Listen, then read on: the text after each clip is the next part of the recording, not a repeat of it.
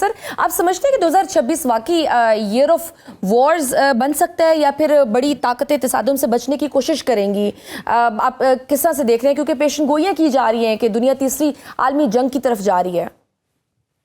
देखिए, मैं आलमी जंग तो नहीं कहूंगा, बट जो ट्रेंड्स हैं वो मिलिटराइजेशन के हैं। मिलिटराइजेशन हो रही है। यूरोप के अंदर भी आप देख रहे हैं, नेटो कंट्रीज जो है वो अपना बजट को 2% से लेके 5% तक लेके जा रहे हैं। और उसके बाद ये जो ईरान और इसराइल का कॉन्फ्लिक्ट हुआ या ईरान अमेरिकन एक्सचेंज हुआ, मिडिल ईस्ट के अंदर भी हम देख रहे हैं कि थोड़ी सी स्ट्रेटेजिक ऑटोनॉमी और अपने डिफेंस के मुतालिक उनके खतरात बढ़ रहे हैं।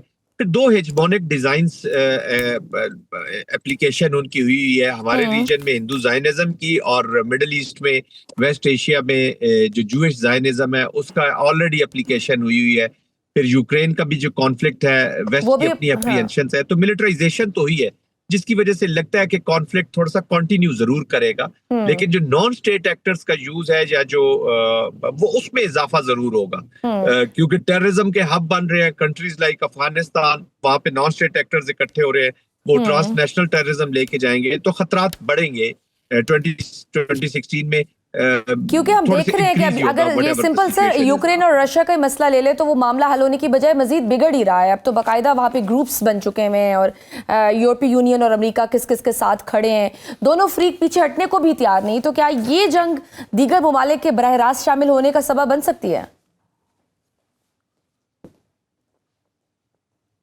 देखिए शजिया, जो रशियन यूक्रेन कॉन्फ्लिक्ट है, वेस्ट के और अमेरिका गो के एक साइड पे तो नजर आते हैं, लेकिन उनके अपने भी इंटरनल पॉलिसीज कोई एक दूसरे के साथ कंफर्टेबल नहीं है with the American policy. West जो है, वेस्ट सीरियसली सोचता है कि अगर हमने अभी रशिया का ये बैटल जो है वो दे वुड लाइक कि वो यूक्रेन की फील्ड के, यूक्रेन के अंदर ही लड़े अपनी प्रोटेक्टिव मनूवर के तौर पे, क्योंकि अनप्रेडिक्टेबल है। प्रेसिडेंट पुतिन के बारे में वेस्ट की अप्रीहेंशंस है और वो चाहते हैं कि जितना भी रशिया को नुकसान पहुंचाना है उसको डिप्लोमेटिक पोलिटिकली रिड्यूस जितना भी करना है, वो बेहतर है कि हम यूक्रेन की सरजमीन के ऊपर ही रहकर ये करें।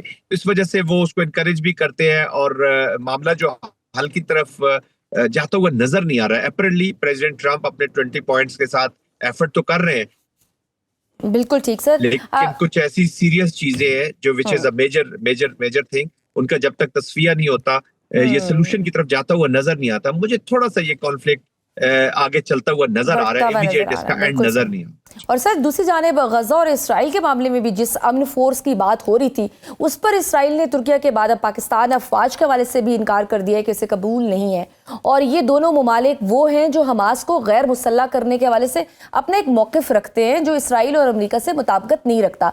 और अब ट्रंप ने हमास को दोबारा धमकी भी दे दी है कि गैर मुसल्ला ना होने पर नताइज भुगतने होंगे। तो क्या हम कह सकते हैं कि अमेरिका बराह रास्त एक्शन की जानिब जा रहा है, क्योंकि वहां भी कोई अमन होता हुआ नजर नहीं आ रहा? जी बिल्कुल, it will be very unfortunate. देखिए, पाकिस्तान इस अमन मुआहदे के साथ जुड़ा इसी होप उम्मीद के साथ था कि ये जो जेनोसाइडल एप्लीकेशन है ये थोड़ी सी कम हो जाएगी जी। और क्योंकि 70-80 हजार के करीब इतने लोग मारे गए हैं, it's a huge genocidal application हुई है। तो पाकिस्तान तो आइडियल सिचुएशन तो नहीं थी, लेकिन फिर भी इसके साथ जुड़ा कि जी हम जो भी व्हाटएवर हम कंट्रीब्यूट करना चाहे कर सकते हैं। लेकिन ऑफ कोर्स उस कंट्रीब्यूशन में पाकिस्तान ने हमास को तो करना नहीं था जी, डिसआर्म करना नहीं था। फिर पाकिस्तान का ये भी मौकफ था कि ये किसी यूनाइटेड नेशन के मैंडेट के नीचे या किसी प्रॉपर मैंडेट के नीचे जब ये फोर्स डिप्लॉय होगी तो तब भी पाकिस्तान इसका हिस्सा बनता। और अगर अब Israel has apprehension about Pakistani deployment, तो फिर तो मुझे नजर नहीं आता कि Pakistan is going to be diploid.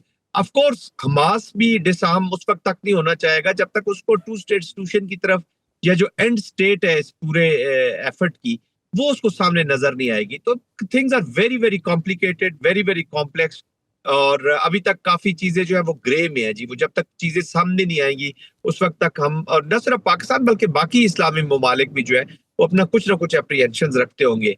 जहां तक डिसआर्मामेंट ऑफ हमास का ताल्लुक है तो वो तो पैलेस्टीनियन अथॉरिटी जब इस्टेब्लिश होगी, जो पीस ऑफ जो बोर्ड ऑफ पीस है उसके नीचे, प्रेसिडेंट ट्रंप के नीचे, तो वो फिर देखना पड़ेगा कि वो किस तरीके से हमास को डिसआर्मामेंट करने की या डिसआर्म करने की गारंटीज देती है। लेकिन इंपॉर्टेंट चीज है डीमिलिटराइजेशन ऑफ द गाजा जी, और गाजा और इजराइल जो है वो फलस्तीन से, क्योंकि वेस्ट बैंक भी तो उसी तरीके से अंडर थ्रेट ही है जी। तो जब बिल्कुल तक सही, डीमिलिटराइजेशन नहीं होती, डीमिलिटराइजेशन होने की जरूरत है। बिल्कुल सही, बहुत शुक्रिया major general retired Zahid Mahmood साहब हमारे साथ मौजूद थे। जाहिद साहब, फाइनेंशियल टाइम्स और न्यूयॉर्क टाइम्स की रिपोर्ट्स जिसमें उन्होंने भारत की मौजूदा पॉलिसियों को एक तरह से दुनिया के लिए खतरा करार दिया है, उसके बाद क्या ये कहना दुरुस्त है कि India is no longer seen as a regional stabilizer by Washington?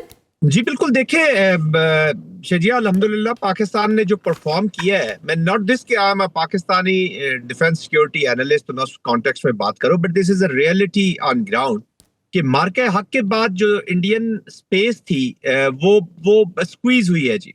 और डिप्लोमेटिकली, पोलिटिकली, मिलिटरली उनको शिकस्त पे शिकस्त हुई है, और उनका ये जो एक शरेड सो कॉल्ड क्लेम था कि जी हम नेचुरल स्टेबलाइजर है, स्टेबलाइजर दूर के बाद नेचुरल सिक्योरिटी प्रोवाइडर है, net security provider Indo Pacific strategy में, और स्टेबिलिटी ला सकते हैं रीजन में, वो तो बिल्कुल ही उल्टा साबित हो गया जी। तो एक charade state with state objectives और एक मिलियन डिप्लोमेसी के साथ जब वो चले हैं, तो पूरी दुनिया को पता चल गया कि this is no more their tactics, this has become their character, और उनके इस cut to size actually bringing them to their original size में सबसे इंपॉर्टेंट जो रोल अगर वो किसी ने अदा किया है, तो वो पाकिस्तान की मिलिट्री परफॉर्मेंस ने, पाकिस्तान की नेशनल परफॉर्मेंस ने, जो मार के हक में पाकिस्तान ने किया है जी उनके साथ। बिल्कुल सही सर। भारत मई की जंग के बाद से अपनी शिकस्त को बर्दाश्त नहीं कर पा रहा, और अब दोबारा उसने बॉर्डर पर गुजरात के करीब फौजी मशकों का ऐलान किया है जिसमें उनके एयरक्राफ्ट्स और दीगर चीज़ों की तरबियत है।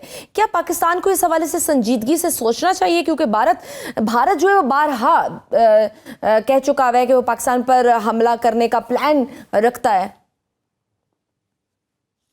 देखिए, पाकिस्तान को करना चाहिए नहीं जी, पाकिस्तान कर रहा है, अपनी तैयारी में है, और आपने देखा होगा कि आफ्टर मार्के हक पाकिस्तान ने हर डोमेन में across all the spectrums of war कुछ ना कुछ तजर्बात किए हैं। हमारी नेवी ने तजर्बात किए हैं, क्योंकि अक्सर थ्रेट आपको देते जी हम अभी नेवल साइड से ये चीज करेंगे, वो करेंगे, बट एक चीज याद रखिए कि पाकिस्तान ने बड़ा स्ट्रेटेजिक मैसेजिंग कन्वे कर दिया जी। अगर खुदा ना खास्ता वो कोई और मिस एडवेंचर करता है नियर फ्यूचर, तो it will have painful consequences for India, ये मैं आपको बता रहा हूँ। आज भी हमारी कहीं बात हो रही थी, डिस्कशंस हो रही थी, Pakistan is very well prepared to take them on, और Pakistan will take this war into India, ये याद रखिएगा, किसी डोमेन में भी अब अगर वो बढ़ेगा। इसलिए तो वो अभी ज्यादातर इन्हिसार कर रहा है नॉन स्टेट एक्टर्स के यूज को पे, और उसके बाद वो डिपेंडेंट हुआ है अपने प्रॉक्सी के पार्टनर के साथ, अफगानिस्तान के साथ। अनफॉर्चुनेटली दोनों स्टेट्स ने, अफगानिस्तान ने भी और इंडिया ने भी, अपना जो असल चेहरा है वो सामने आ गया है। ये जो अफगानिस्तान के भी वो लोग जो बुतों के खिलाफ थे कल तक, पता नहीं क्या वो नहीं बुतों के नीचे खड़े होकर अभी कोलैबोरेशन कोऑपरेशन की है, और उनका जो शरीयत के ऊपर जिहाद का एक नैरेटिव था वो भी सामने वल्नरेबल आ गया, और इनका जो, जिस तरह हम अभी पहले बात करते कि शरेड नेट सिक्योरिटी प्रोवाइडर वाला जो रोल था, फैक्टर ऑफ स्टेबिलिटी है, वो दोनों चेहरे सामने आ गए। अच्छी चीज हुई है पाकिस्तान के लिए, गो के खतरा तो बहुत बड़ा है और इस वक्त बहुत प्रोमिनेंट नजर आ रहा है, पर जो भी शक शुबा था पाकिस्तान को या पाकिस्तान के लोगों को या पाकिस्तान के अंदर कुछ ऐसे लोग मौजूद है जो इस अफगानिस्तान के कॉन्टेक्स्ट में खास तौर पे फायदा उठाना चाहते हैं, पॉलिटिकल में भी कुछ रिलीजियस ऐसे लोग हैं, तो बिल्कुल क्लियर कट लाइंस आ रही हैं जी। पाकिस्तान की स्टेट के नैरेटिव के साथ कौन खड़ा है और अपने पर्सनल एजेंडा के साथ कौन खड़ा है, यही हालत भारत में नजर आ रही है कि भारत के अंदर भी जो काफी सारे परेशान है कि जो हमने सेकुलर और एक जो डेमोक्रेटिक चेहरा हमने अपनाया हुआ था वो तो बिल्कुल सामने वल्नरेबल होके हिंदुत्व, बिल्कुल उनके अंदर भी अंदरूनी इख्तिलाफात और आजादी की तहरीकें नजर आ रही है।